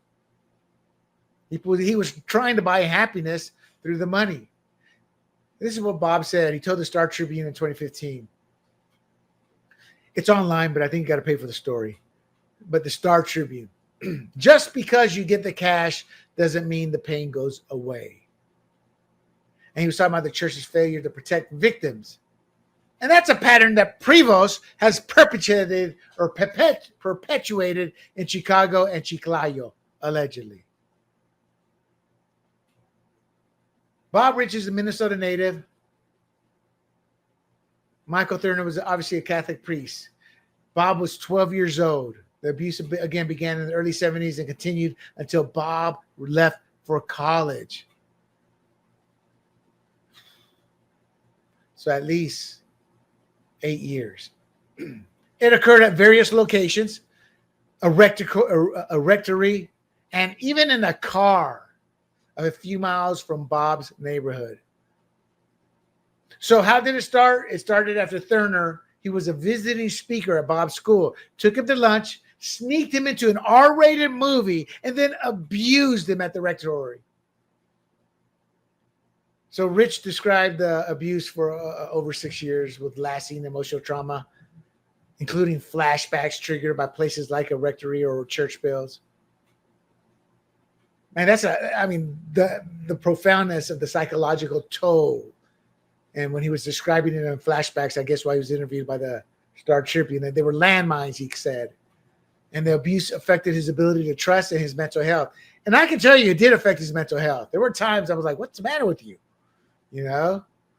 He wasn't tight on how he did things. I ended up writing the pilot myself the day of shooting. We're doing rewrites going into the day of shooting.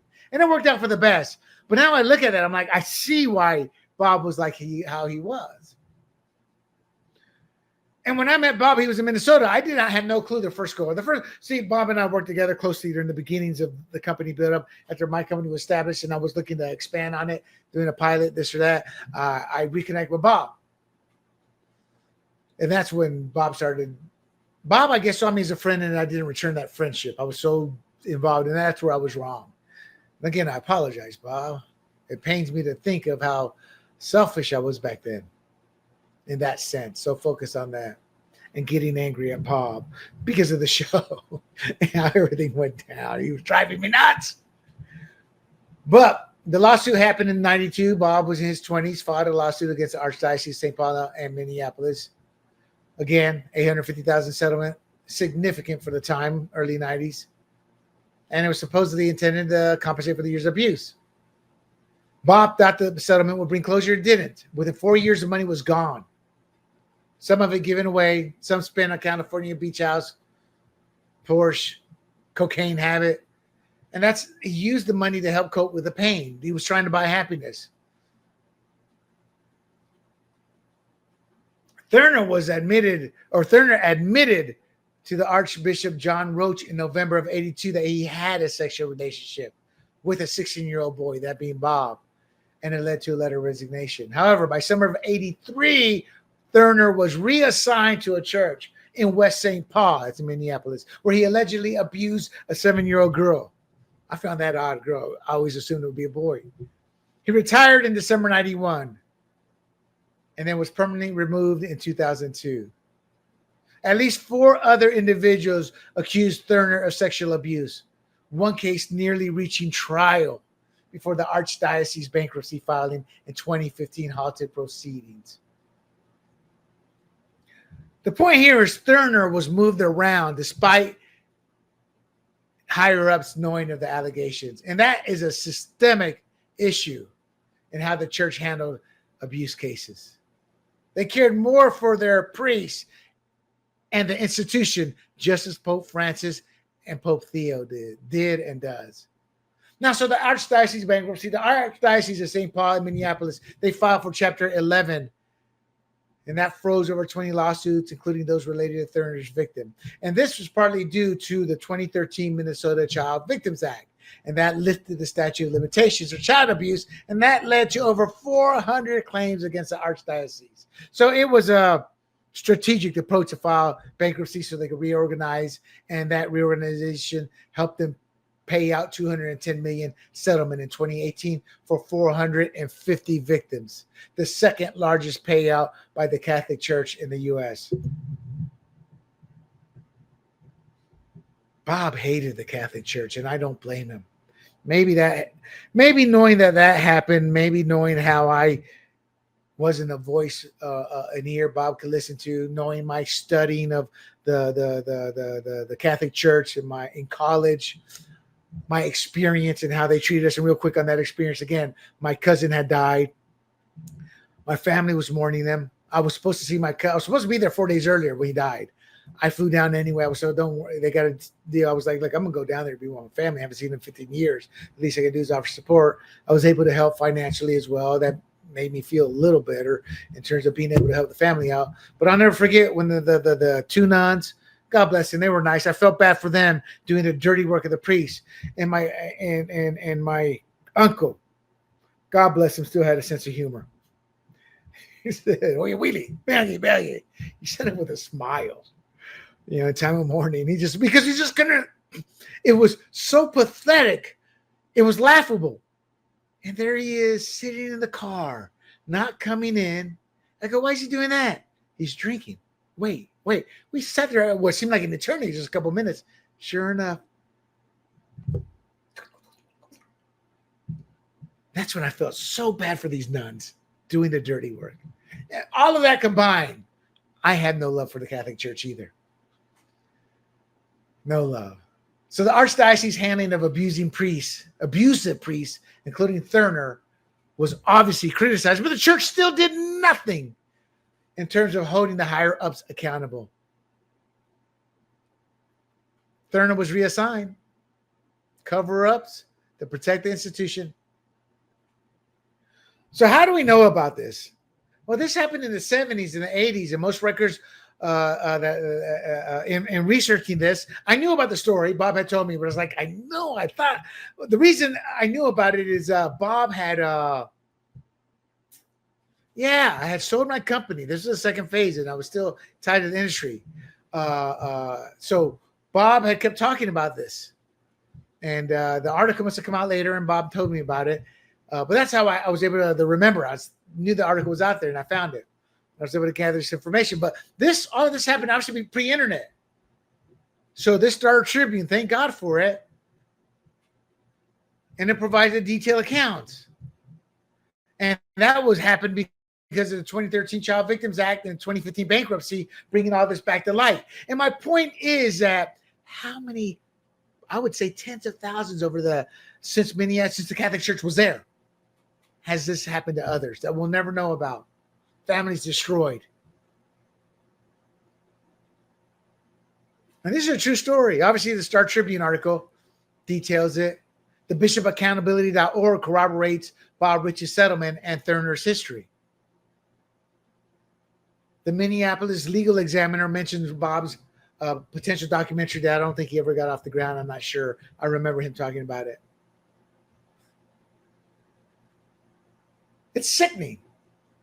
It's sickening. And to everybody, I know this has been a long podcast, but I had a lot to get off my chest off of this.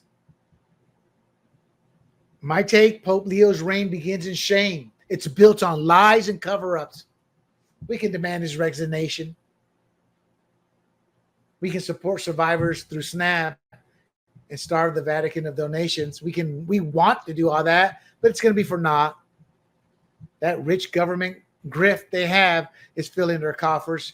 They've expanded to Latin America, Asia, and Africa, and they're going to bleed them dry. They're going to do to them what they try to do to me in Panama. This is a poor neighborhood. The running joke there was it took the cop 3 days to come get a body when there was a murder. I was never allowed to be alone. What they call this Pope, the Yankee Pope, the Latin Yankee. A couple of people there call me Blanquito because I stuck out. Colon is technically where I'm from in terms of legal paperwork. I go there, it's like me walking to Harlem. I stick out. I'm never let alone. So I'm not trying to sound like a badass or rough neighborhood. It was poor. A lot of poor. God, I love the people though, the community. And part of it is because they treated me so well. They love Americans, and I was like the protected class. Oh yeah, that's Wilito. Keep an eye on him. I'm a guy in my 30s and 40s, and they're treating me like a little guy. Keep an eye on him. Protect him. Don't let anything happen to him. Or Tia Carolina is going to kill us. You know, I mean, it's the love I got from them. I don't have any words for, you know? So I'll never forget that. So, and my point again is they've expanded to Central, South America, Latin America, Asia, Africa. They are going to pull the scam on others. They're going to bleed them dry. Poor people don't have a pot to piss in, as we say. They're going to bleed. They're going to be able to collect blood out of a stone, out of a rock. They will. The church's victims deserve justice. I wish I could say, let's make it happen, and it will, but it won't. But hopefully people like me will grow. I heard one of my favorite podcasters. She was doing everything to acknowledge but defend the church. Oh, we forgive. We this. Yeah, let it be one of your teenage kids getting raped anally. Being told, hey, oh, yes, give me the KY jelly. See how you feel. Anybody, how you feel. You know, in doing this story, it just breaks my heart what happened to Bob. A life destroyed. I thought about Bob. I reached out to him today. I said, Bob, I need to let you know our good friend Emo Cadlick passed away last year. I didn't know if you knew. And then I started to type to try to apologize over not being an ear for him. And I couldn't. I will, but man, I tell you, it's tough when it's somebody you realize the atrocity. And I have nothing to do with it. I'm not close to Bob. But I come from a fundamentalist family. And thank God my family's not like that. They're evangelicals. They left the Catholic Church alone when my mom, when we moved to the States, my mom died this side of it. And with that, my friends, I'm going to close this out. I give you the sad, pathetic excuse of an institution in my eyes called the Catholic Church, with its empire at its capital, the Vatican, doing everything they can to sweep the pedophile crisis under the rug, to keep the grift going with immigration, the want and desire to take our guns away. Do not forget, bookmark grumblingsmedia.com, grumblingsmedia.com. You can find this podcast at Rumble, YouTube, Apple, Pandora, and Spotify. Before I sign out, I do want to say this. I have been contemplating, and maybe I will do it. I think I'm going to go to a friend of mine who's Catholic. Our audience knows this individual very well. I'm not going to say the name. I want to confirm it first. To have them come back and talk about the church and how they see it, so you can see the other side. I think it's only fair. I have no love for the Catholic Church, but millions do. And I think in going back to my journalistic roots, I should give unbiased, or allow somebody to give their unbiased take on how much they love the church and how they view the church of mercy. And with that, my friends, keep your head on a swivel, especially if you're a young Catholic altar boy, because you don't know where it's going to hit you from. I am William Del Pilar for Fired Up. And until next week, stay safe. Hey everybody, this is Big John from Grumblings Media, and I just want to say thank you for watching our content. If you want to support our efforts here at Grumblings Media, just smash the subscribe button right here, totally free, or just go ahead and consume more of our great content. Click either one of these two boxes.